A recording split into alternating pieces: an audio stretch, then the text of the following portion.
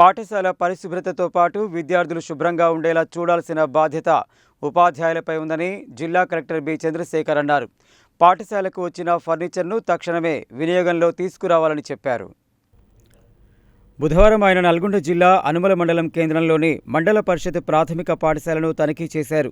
పాఠశాల మరుగుదొడ్లు, తాగునీటి కుళాయిలు, తరగతి గదులు, పరిసరాలను పరిశీలించారు. తాగునీటి కుళాయిల ద్వారా నీరు రాకపోవడం గమనించి ఎప్పుడు తాగునీరు సరఫరా చేసే విధంగా చర్యలు తీసుకోవాలని హెడ్ మాస్టర్ను ఆదేశించారు.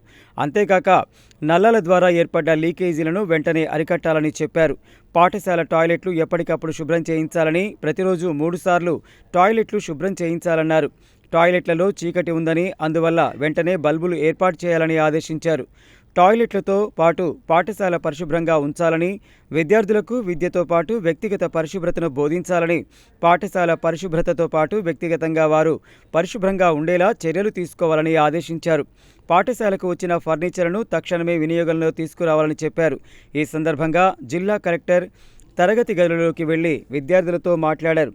పాఠశాల ఆవరణలో కూడా విద్యార్థులతో మాట్లాడి టాయిలెట్లు ఉపయోగించిన తర్వాత తప్పనిసరిగా నీటిని వాడాలని, టాయిలెట్లు పరిశుభ్రంగా ఉంటే ఎలాంటి రోగాలు దరిచేరవని చెప్పారు.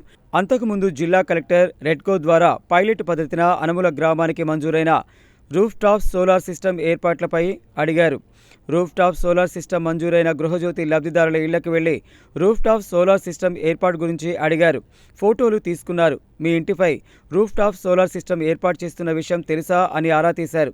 జిల్లా కలెక్టర్ వెంట హాలియా మున్సిపల్ చైర్మన్ చింతల చంద్రారెడ్డి, వైస్ చైర్మన్ రాజా రమేష్ యాదవ్, రెడ్కో జిల్లా మేనేజర్ సంతోష్, మున్సిపల్ కమిషనర్ ఏ శ్రీనివాసరెడ్డి, తహసీల్దార్ రఘు, ట్రాన్స్కో తదితర శాఖల అధికారులు ఉన్నారు.